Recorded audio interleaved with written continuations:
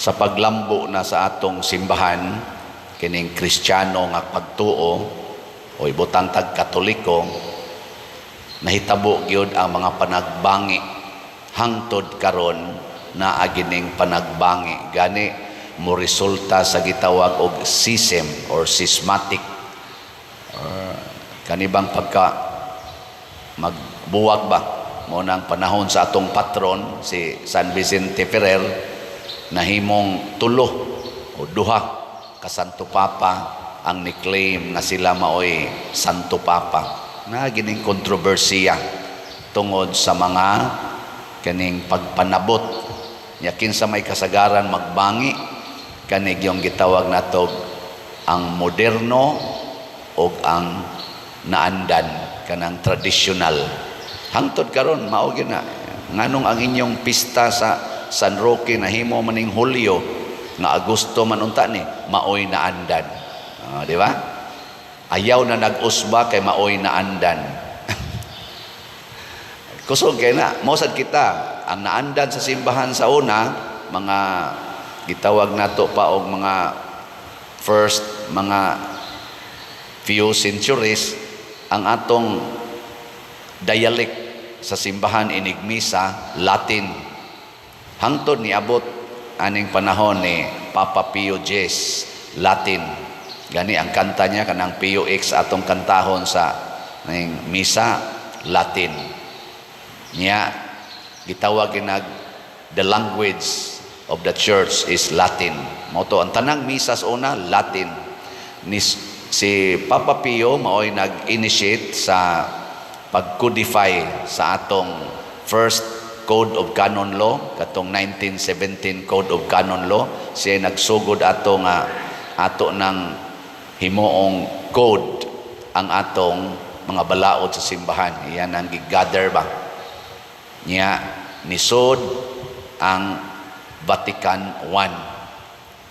Muna Latin gyud. Nisod man ang Second Vatican Council sa atong simbahan. Niingon naman nga pwede rag i-translate na into another dialect. Munang nanay English, nanay Spanish, hangtod ni abot yung nanay Cebuano. Sa una ang pare magtalikod sa mga tao, inigmisa kasagaran magtalikod, mukalit naglingi, inigisa na sa ganang na ang consecrated host. Unang maingon ng mga tao sa unang pari gamagic talikod paglingi nanay Ginoo, magic ba. Una ilang tawag sa una kay di man sad sila kasabot kay ang giyaw-yaw sa pari Latin unsao pagkasabot amo na ang mga tiguwang sa una hasta mga batan-on tudluan og pagampo og rosaryo panahos misa, magrosaryo kay para dili mawa sa pagampo kay kun maminaw lang kas pari di makakasabot. Karon pag Second Vatican Council mag-atubang ng pare. Nya mosulti na sad sa ingon ani. Hay mainyong nauyonan katong sa una o kani. Okay taga karon man ta. Pero kung ang katong sa una sa ilang panahon kani sayop gyud niya. Sayop ni. Kay sa una man. Una nga si Papa Pio X doon na siya'y prinsipyo nga mga prinsipyong gibarugan ug usa na niini niingon siya to renew all things in Christ. Kung doon naman tayo bag-uhon sa simbahan kinahanglan makapasuod nato, makapahiusa nato kang Kristo. Di kita masayop ana to renew all things in Christ. Kanang pagkolor sa buhok, nakapahiusa na nimo ni Kristo. Imo manggirinyo imong buhok, nakapahiusa na. Kusga. Kanang pagkiskis sa imong kilay, imong gibadlisa, nakapahiusa na nimo ni Kristo. Imo man ang girinyo. Kanang pagpapuwa ng imong naong o kanang imong ngabil, imong gipapuahan, nakapahiusa na nimong Kristo. Bago naman na, bago na kagnaong, ansa man, nakapahiusa ka ng pagsumpay-sumpay ni mo ng imong pilok, kanang imong kuko, imong sumpay-sumpayan, na imo man ang gibago, ansa man na, nakapahiusan ani mo ni Kristo. Moingon ka, then that is wrong. That is wrong. Kana ra gyud, basic, very basic, to renew all things in Christ. Kaya di man gyud pwedeng ang kalibutan magpabilin siya sa old. Nature gyud na nato bisan sa kalibutan nga kanang old malata gyud na. Do na gyud bag-ong moabot.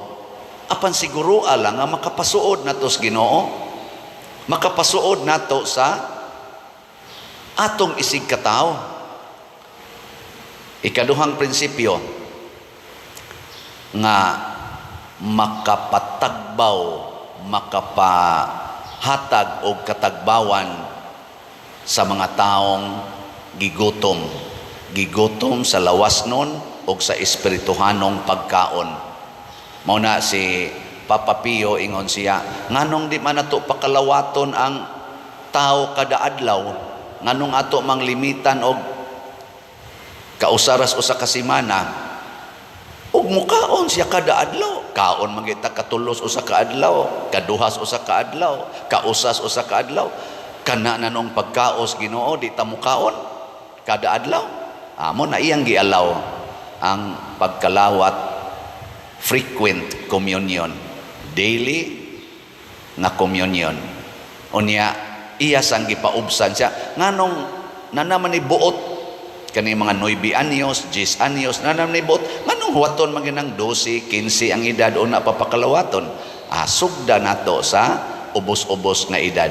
Kana pagbag-o na nga usahay supako na sa mga kadtos ang naanad nga 15 anyos ang pakalawaton. Pero kay makapaduol man natos Ginoo, makapakaon man, makabusog man sa lawas nun.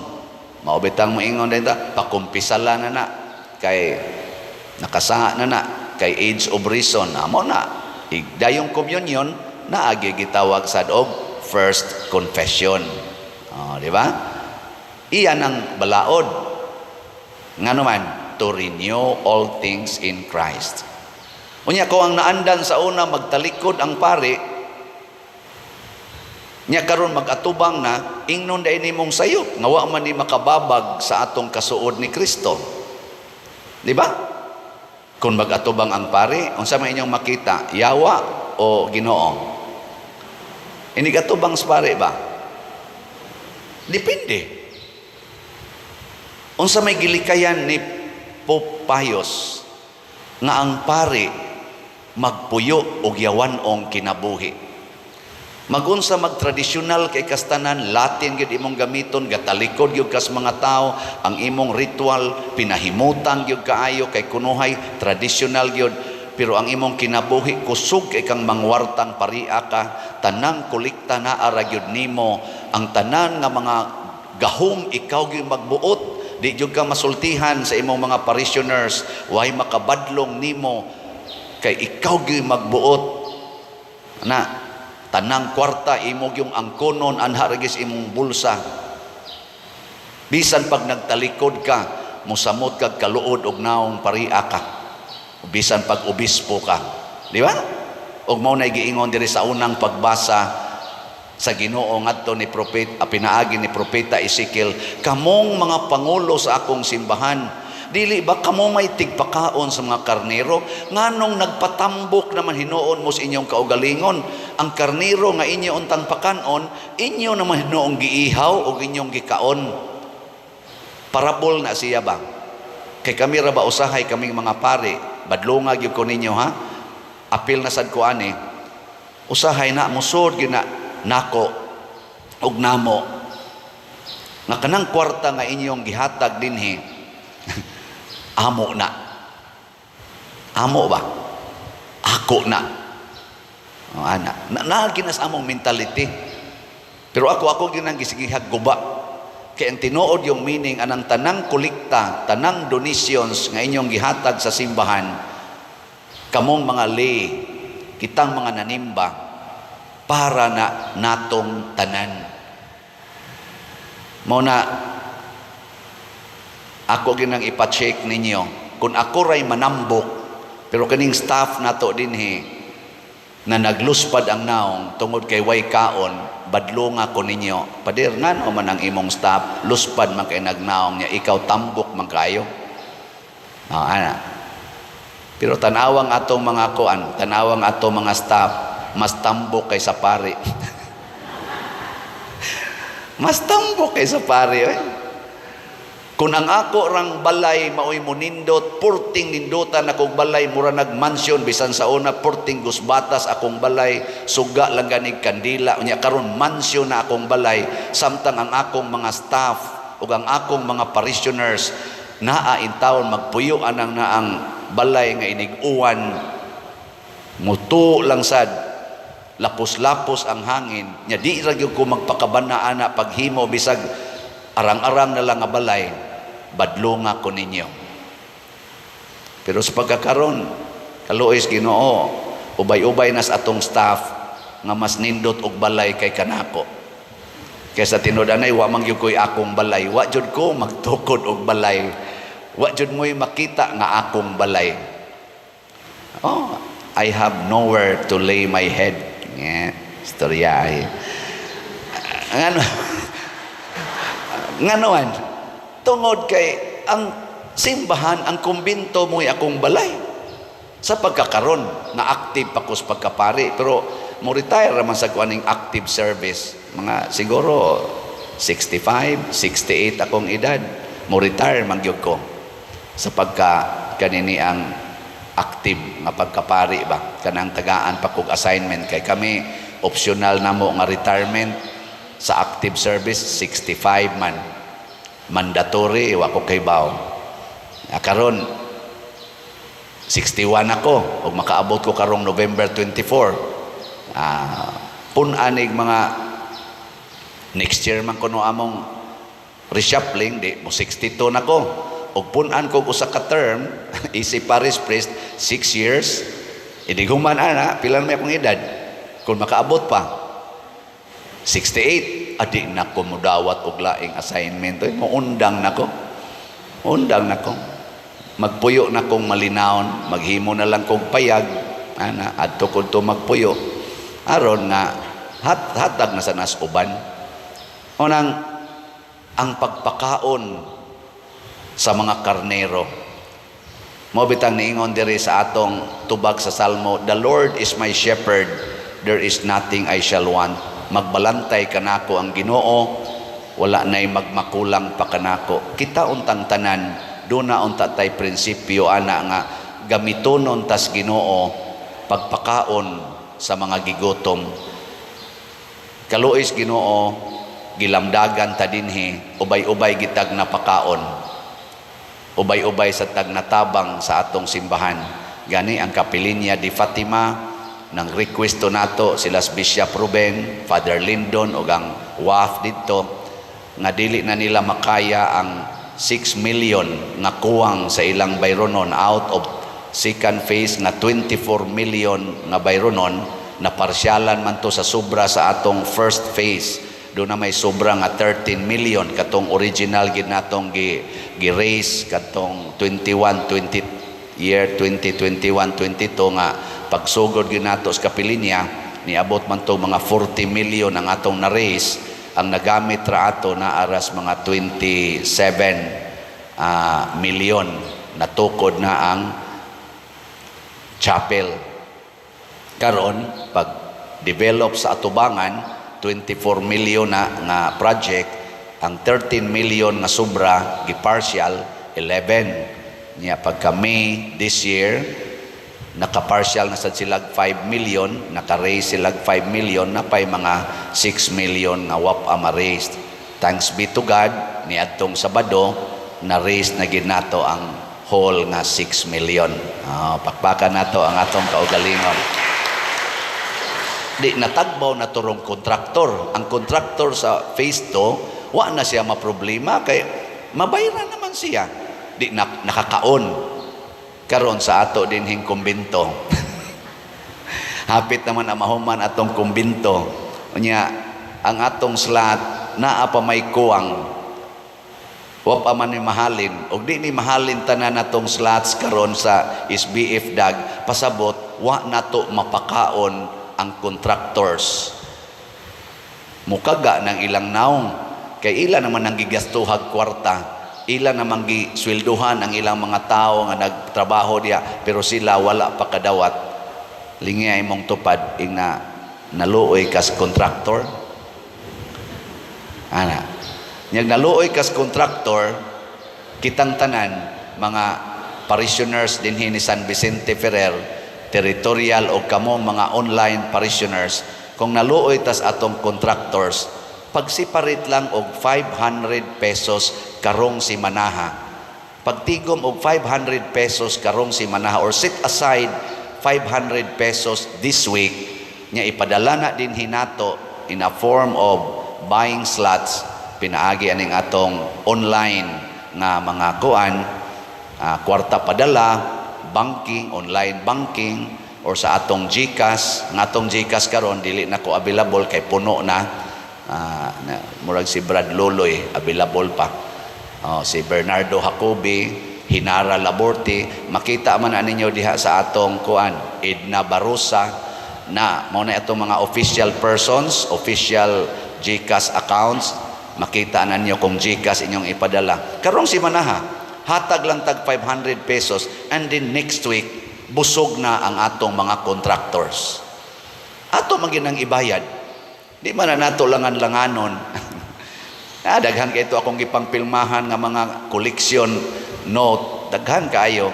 Luoy sa kus atong contractor, pero wala pa man tay ikabayad kay naa pa man tay ang atong halin sa atong SBF DAG niabot nag 35,105 ka slots. Naapay 24,895 ka slots nga available, tag 500 pesos per slot. Pasabot kining 24,895 ka slots, kung di ni nato mahurot og palit, gigutom ang atong contractors.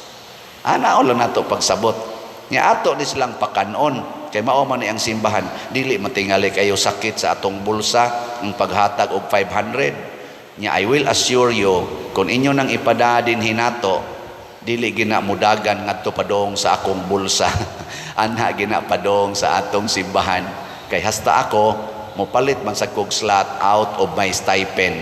Na medyo ko stipend ani akong pagdupa-dupa. Ako sa ning kuhaan ipalit sa nakog slot. Labing minus 10 slots every week.